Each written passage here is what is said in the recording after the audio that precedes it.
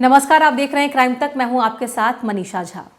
Postmortem report में जब किसी के मौत की वजह सामने नहीं आ पाती है, स्थिति क्लियर नहीं होती है, तो विसरा रिपोर्ट का इंतजार करते हैं। विसरा हमारे शरीर के वो अंग होते हैं जिनसे मौत के सही कारणों का पता चल सकता है। उसको संरक्षित कर लिया जाता है, यानी कि उसको संभाल कर रखा जाता है, उसके टेस्ट किए जाते हैं, उसके सैंपल लिए जाते हैं और विसरा रिपोर्ट से मौत की बिल्कुल ठीक और सही वजह सामने आती है। यानी कि मौत का वास्तविक कारण जानने के लिए विसरा रिपोर्ट ज़्यादा ऑथेंटिक होती है, अगर पोस्टमार्टम रिपोर्ट से तस्वीर साफ नहीं हो पाती है।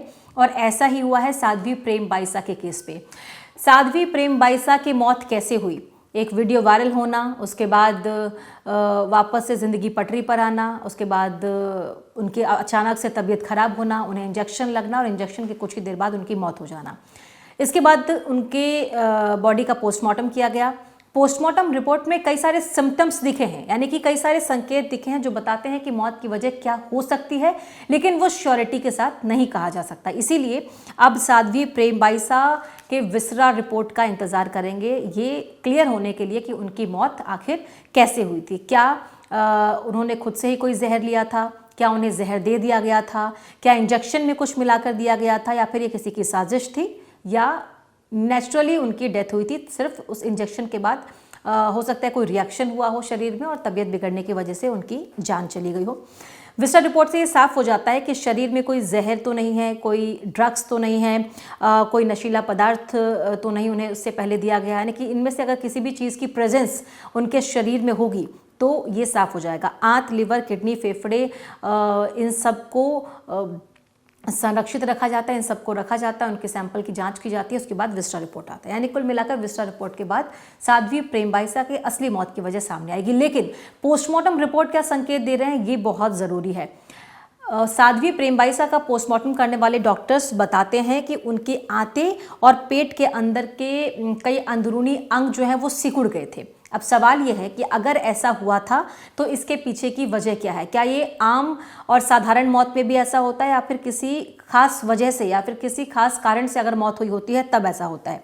तो डॉक्टर्स बताते हैं, एक्सपर्ट्स बताते हैं कि ऐसा किसी भी बीमारी की सूरत में हो सकता है। यानी कि कोई व्यक्ति बहुत दिनों से बीमार चल रहा हो और अगर उसकी मौत हो जाती है तो उसकी आंतें और पेट के कई अंदरूनी अंग जो हैं वो सिकुड़ जाते हैं। तो क्या साध्वी प्रेम बाईसा बीमार चल रही थी और ऐसा क्योंकि उनके पिता ने और बाकी लोगों ने बताया कि वो बीमार थी, तो क्या वो इतनी बीमार थी कि उसकी वजह से ही उनकी मौत हो गई और इसीलिए वो सिम्टम जो है उनके शरीर में पोस्टमार्टम रिपोर्ट के दौरान डॉक्टर्स को नज़र आए हैं?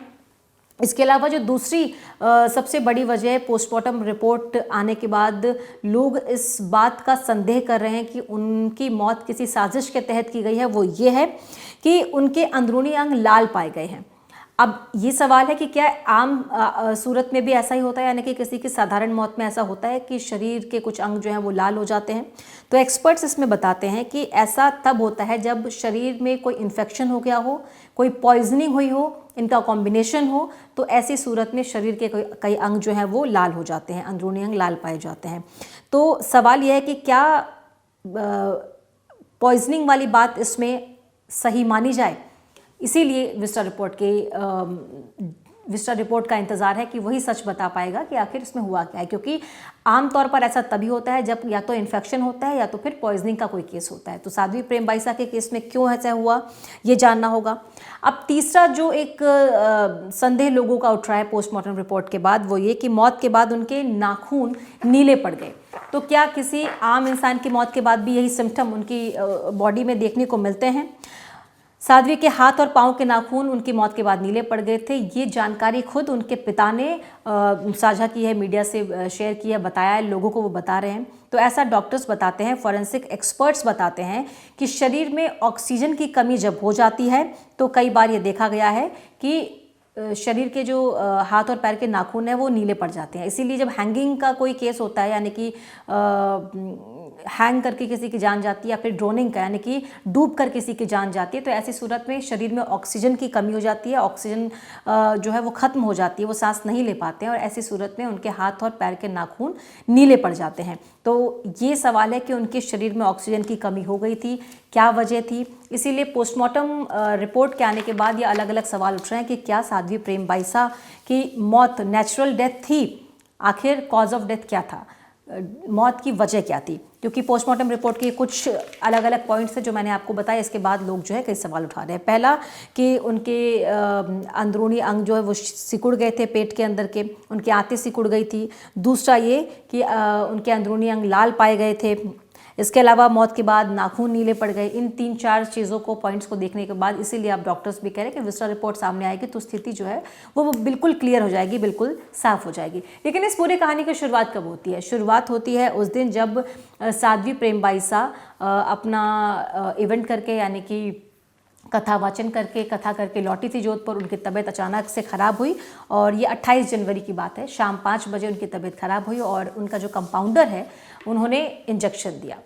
साध्वी प्रेमबाईसा के पिता ने उनसे पूछा कि उनको क्या हॉस्पिटल लेकर जाए, उन्होंने मना कर दिया। और पुरानी जो पर्ची होती है, हम अक्सर ऐसा करते हैं घर में कि अगर मानिए आज सिर में दर्द है, डॉक्टर ने कोई दवाई दी है, तो अगली बार जब सिर दर्द होगा तो उसी दवाई से हम अपना काम चला लेते हैं। ठीक ऐसा ही हुआ साध्वी प्रेमबाईसा की। इससे पहले भी कई बार जब तबीयत खराब हुई है तो डॉक्टर्स ने पर्ची पर जो प्रिस्क्रिप्शन लिखा था, जो दवाइयाँ लिखी थी या फिर जो इंजेक्शंस लिखे थे, उसको देखते हुए कंपाउंडर ने वही इंजेक्शन का कॉम्बिनेशन इस बार भी साध्वी प्रेमबाईसा को लगा दिया और उसके अचानक बाद से उनकी तबीयत जो है वो खराब होने लगी। अब सवाल यह है कि कौन सा इंजेक्शन उनको लगाया गया, कौन सी दवाइयाँ उनको दी गई जिसके बाद उनकी तबीयत ज़्यादा बिगड़ गई।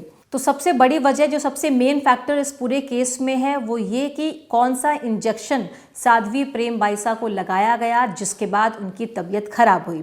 उस कंपाउंडर ने खुद हमसे बातचीत की आज तक से और बताया कि वो क्या क्या कॉम्बिनेशन वाला इंजेक्शन था। पहला डायनापार और दूसरा था डेक्सोना। डायनापार यानी कि डाइक्लोफिनेक और डेक्सोना यानी कि डेक्सामेथासोना। ये अक्सर किस लिए इस्तेमाल किया जाता है? जब तेज़ दर्द, सूजन, चोट और सर्जरी के बाद जब तेज़ दर्द होता है तो उससे छुटकारा पाने के लिए, उसे ख़त्म करने के लिए डॉक्टर्स आमतौर पर इन 2 दवाओं का कॉम्बिनेशन जो है वो इंजेक्शन के तौर पर पेशेंट को लगाते हैं ताकि उनको दर्द में आराम मिल सके। इससे पहले जब भी साध्वी प्रेमबाईसा की तबीयत खराब हुई होगी तो अब डॉक्टर ने उन्हें ये इंजेक्शंस लगाए होंगे। लेकिन जब भी इन इंजेक्शंस को लगाया जाता है या इस तरह का ट्रीटमेंट किया जाता है तो हमेशा कहा जाता है कि डॉक्टर्स की निगरानी में, क्योंकि ये घातक भी साबित हो सकते हैं अगर इसकी क्वांटिटी कम ज़्यादा हो गई, डोज कम ज़्यादा हो गया या फिर इसको सही तरीके से नहीं लगाया गया। दवाइयाँ वही दी गई साध्वी को जो पहले भी कई बार तबीयत खराब होने पर दी गई, जो डॉक्टर की पर्ची पर लिखा था। लेकिन इस बात को नज़रअंदाज किया गया कि डॉक्टर्स की निगरानी में या डॉक्टर्स के कहने पर ही दोबारा इस इंजेक्शन का इस्तेमाल करना है और कंपाउंडर ने वही इंजेक्शन फिर से साध्वी प्रेमबाईसा को लगा दिया।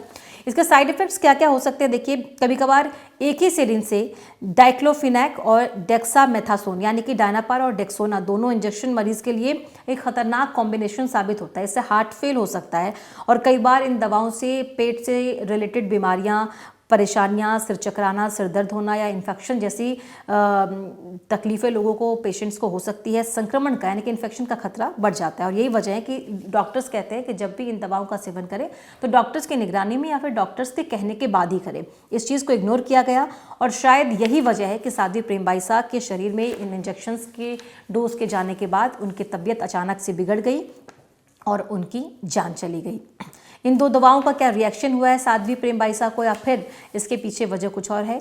क्योंकि ये पर्ची पुरानी थी और अजमेर से लौटने के बाद जब उनकी तबीयत बिगड़ी तो उसी के प्रिस्क्रिप्शन के हिसाब से ही उनका ट्रीटमेंट किया गया।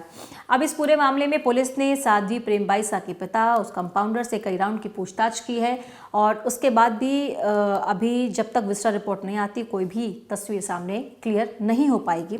इसीलिए इस पूरे मामले में आखिर साध्वी प्रेमबाईसा की मौत की असली वजह क्या है, ये जानने के लिए हमें विस्टा रिपोर्ट का इंतज़ार करना पड़ेगा। लेकिन पोस्टमार्टम रिपोर्ट के जो संकेत हैं वो ये बता रहे हैं कि ये मौत साधारण मौत नहीं है।